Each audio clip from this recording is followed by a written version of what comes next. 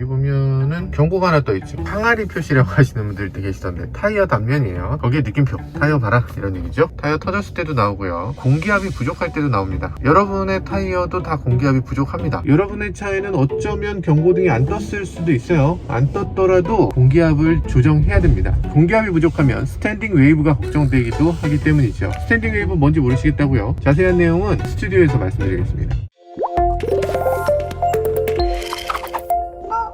안녕하세요, 모카 김한용입니다. 오늘은 자동차 타이어의 공기압에 대해서 말씀드리도록 하겠습니다. 도대체 왜 지금 공기압을 봐야 되나 이런 얘기 하실 수 있잖아요. 하필이면 왜 지금? 왜냐하면 지금 거리에 있는 모든 차들이 공기압이 다 부족이에요. 공기압을 여러분들이 1, 2개월 전에만 넣었어도 지금 온도가 오늘 4도까지 떨어지잖아요. PV는 NRT 아시죠? 이제는 다 외우셨을 것 같아. 이 온도 켈빈 온도예요. 켈빈 온도로 치면 그렇게까지 큰 온도 차이는 아닐 수 있는데 그래도 온도가 낮아질수록 공기압도 떨어진다는 겁니다. 그렇게까지 큰 문제는 아니다라고 생각할 수도 있어요. 근데 고속도로에서 자동차가 멈춰선 이유를 여러 가지 살펴보니까 62%는 타이어 문제, 그 중에서도 70% 이상이 공기압 문제라고 해요. 공기압이 부족해서 타이어가 터졌다는 겁니다. 그래서 차가 멈췄대요. 도대체 공기압이 부족한데 타이어가 왜 터지나? 이상하잖아요. 생각해보면 거꾸로잖아. 풍선 같은 거 공기를 많이 넣으면 넣을수록 터지잖아. 근데 타이어는 반대입니다. 공기가 적게 들어가면 터져요. 왜냐면 스탠딩 웨이브라는 게 생겨서 그래요. 그림이 좀 이상하다면 기분 탓일 거예요. 그래서 타이어가 이렇게 있으면 타이어가 이렇게 찌그러져 있는 거야. 노면이 있으면 타이어에 점점점 웨이브가 생기는데 이 웨이브가 어떤 특정한 공명이 딱 맞으면 볼록 튀어나오게 돼요. 그 부분만 계속 튀어나오게 돼. 특정한 지점이 계속 변형되면서 열이 계속 축적돼서 타이어가 열로 인해서 약해지고 그 안에 공기압이 갑자기 점점점 팽창을 하면서 타이어가 뻥 터지게 되는 거죠. 이게 스탠딩 웨이브입니다. 영상 보시면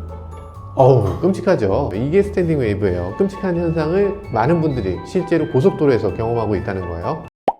물론 스탠딩 웨이브만 문제는 아니고요, 고속에서 제동할 때도 타이어에 문제가 생깁니다. 접지력을 제대로 갖지 못하기 때문에 제동거리가 길어지고요, 특히 비 오는 날 제동할 때는 제동거리가 훨씬 더 길어지는 걸 볼 수 있어요. 타이어 전체가 불필요하게 바닥을 넓게 잡고 있으면서 이 배수 성능이라든지 이런 것들도 크게 떨어지기 때문이죠. 또 하나는 회전 성능도 떨어집니다. 핸들링을 할 때 꺾었는데 꺾지 못하고 저쪽으로 가는 거, 언더스티어라고 하죠. 꺾었을 때 뒷바퀴가 밖으로 빠져나가는 거, 이런 걸 오버스티어라고 할 텐데 이 언더스티어와 오버스티어가 훨씬 더 많이 일어나게 됩니다. 왜냐하면 타이어의 단면을 보면 휠이 안쪽에 있고 이 부분이 고무잖아요. 실제로 이렇게 생기고 이 안에 타이어가 들어있는 거죠. 휠은 주철이거나 알로이 휠이잖아요. 철이니까 꺾었을 때 얘가 단단하게 딱 꺾여오는 걸 알 수 있을 거예요. 근데 이건 고무 속에 공기가 들어있는데 어떻게 꺾이나? 이 부분은 쉽게 따라와요. 이 부분은 그 다음에 따라오죠. 그 다음에 따라오고 그 다음에 따라옵니다. 그러니까 타이어는 뒤틀리면서 돕니다. 꽈배기처럼 뒤틀리는 거예요. 그렇기 때문에 공기압이 부족하면 꺾어도 이 형태가 많이 뒤틀리면서 아랫부분으로 이게 제대로 전달이 안 되는 거예요. 내가 꺾어도 훨씬 늦게 따라올 수 있고 그런 것들이 오버스티어와 언더스티어를 다 일으킬 수 있습니다. 공기압이 조금만 잘못돼도 차가 처음에 설계했던 것과 전혀 다른 거동을 보여줄 수 있기 때문에 이 공기압을 맞추는 건 정말 중요합니다. 또 중요한 이유, 정말 공기압이 부족하면 타이어가 코너링을 할 때 빠져나가 버립니다. 요즘의 타이어들은 튜브레스라고 하잖아요. 말 그대로 튜브가 없는 거예요. 튜브가 없는 타이어들은 공기압이 있을 때만 안쪽 비드가 바깥쪽의 휠의 림을 붙잡고 있게 돼 있어요. 그러니까 이 공기압이 빠져나가면 붙잡고 있는 힘이 없어져서 코너링을 할 때 최악의 경우는 타이어가 그냥 이탈해 버립니다. 여러분들 고속에서 주행하다가 갑자기 타이어가 빠져나가는 거 상상해 보셨어요? 그거는 상상하고 싶지도 않다, 그죠? 그렇기 때문에 여러분들이 지금 당장 공기압을 넣으러 가셔야 된다는 겁니다.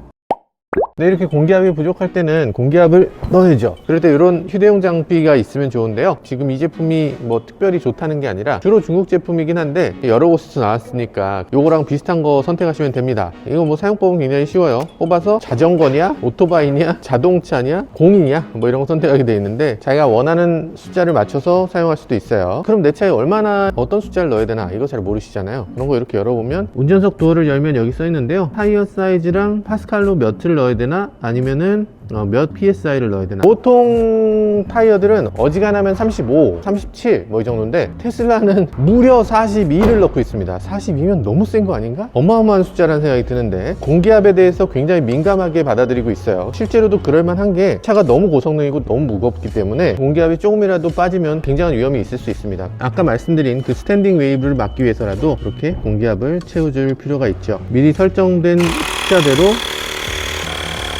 네, 42 psi를 넣었고요. C거 쪽에서 뽑아서 하는 공기 펌프는 어지간한 차에 다 들어있거든요. 그걸 이용하셔도 되고, 근데 이게 훨씬 편하기 때문에 그냥 이거 사시는 게 좋을 것 같아요. 가격도 그렇게 비싸지 않고요. 10월 말 정도 되면은 이런 식으로 공기압을 항상 맞춰줘야 되는 거, 이거 잊지 않으셨으면 좋겠습니다. 물론 타이어 은행 같은 데 가도 공기압을 맞춰주긴 해요. 근데 원하는 정도의 공기압으로 정확하게 맞춰주지도 않고, 공기압만 넣고 싶어도 마르셀로 휠이 최고라고 하면서 이제 휠까지 가는 경우가 많이 있잖아요. 그러지 않으셨으면 좋겠어요. 아, 뜨거. 지금 뜨거워요. 실제로 해보시면 아시겠지만 이게 뜨거워집니다. 이게 왜 뜨거워지냐? 좀 전에 말씀드렸잖아요. PV는 NRT라고. P는 프레셔예요. 압력이 높아지면 온도도 높아지기 때문에 이게 뜨거워지는 거예요.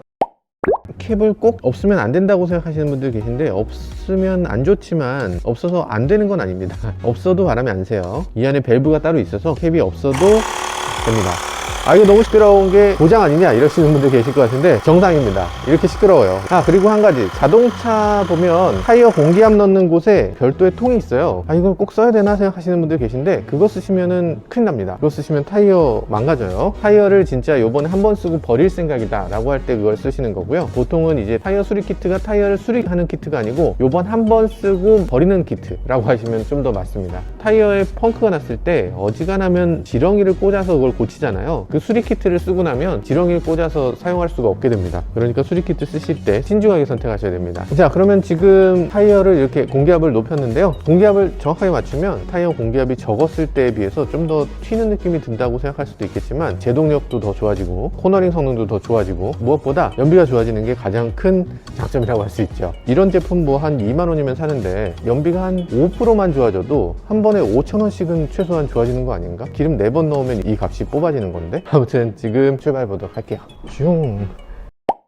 공기압이 많이 부족했었구나, 체감이 되네요. 그리고 뭐 경차라든지 이렇게 힘이 좀 부족한 차일수록 공기압에 따라서 승차감이나 가속감도 많이 바뀝니다. 그래서 경차에는 공기압이 떨어질 때마다 계속 넣어줘야 돼요. 아, 그렇다고 너무 많이 충전하면 그것도 곤란하죠. 사실 퍼포먼스가 이렇게 강한 차는 뭐 공기압을 더 넣는다고 해서 더 잘 나가는 느낌이 없지만, 경차 같은 차들 공기압만 높여도 적어도 신발력은 늘어난 것 같은 그런 느낌이 날 때가 있어요. 공기압을 넣고 나서 이 경고등이 왜 안 사라지냐 하시는 분들도 계신데, 압력이 어느 정도 되는지 바로 즉각적으로 반영되지 않고 차가 어느 정도 주행해야 이게 나타납니다. 왜냐하면 타이어에 TPMS라고 하는 타이어 프레셔 모니터링 시스템이라는 게 달려 있잖아요. 이 밸브 쪽에 달려있는 이 TPMS가 회전하면서, 아, 나 지금 회전하고 있으니까 이 전파를 쏴야 되겠구나 라면서 무선으로 차에 쏴줍니다. 다무선이기 때문에 내 TPMS 신호도 볼 수 있지만 다른 차의 TPMS 신호도 사실 볼 수 있어요. 내 차에 있는 TPMS랑 다른 차의 TPMS는 구름이 어느 정도인지를 파악해서 분석할 수 있어. 그러면 내 차에도 타이어가 4개가 있잖아요. 그럼 이 4개가 어떤 게 앞바퀴고 어떤 게 뒷바퀴인지, 그리고 어떤 게 좌우바퀴인지 이거 어떻게 구별하나? 이거는 차의 핸들을 한번 돌려봐야 됩니다. 핸들을 돌려보면 내경과 외경의 회전 차이가 발생하잖아요. 그 회전 차이를 가지고서 안쪽 타이어야, 이건 바깥쪽 타이어야, 이걸 파악할 수가 있어요. 그래서 이게 어떤 타이어인지를 그렇게 무선으로 신호를 받은 다음에 보여줘야 되기 때문에 그냥 직진에서는 TPMS가 표시될 수가 없고요. 한 번이라도 꺾어야 이 TPMS가 어디에 몇 PSI가 들어있는지를 보여줍니다. 이 경고등은 리셋해야 사라지기도 하는데 한참 동안 주행하면 저절로 사라지기도 합니다. 저는 이걸 항상 리셋 시켰었는데 다른 테슬라 오너분들이 또 리셋 안 시켜도 저절로 리셋이 됩니다 하시더라고요. 어떤 차들은 리셋을 꼭 시켜줘야 되는 차도 있기 때문에 여러분들 차에 따라서 사라지게 하는 방법이 어떤 건지 한번 찾아보시는 게 좋을 것 같네요. 어쨌든 오늘 타이어 공기압에 대해서 간단히 살펴봤습니다. 지금까지 저는 모카 김한용이었습니다. 감사합니다.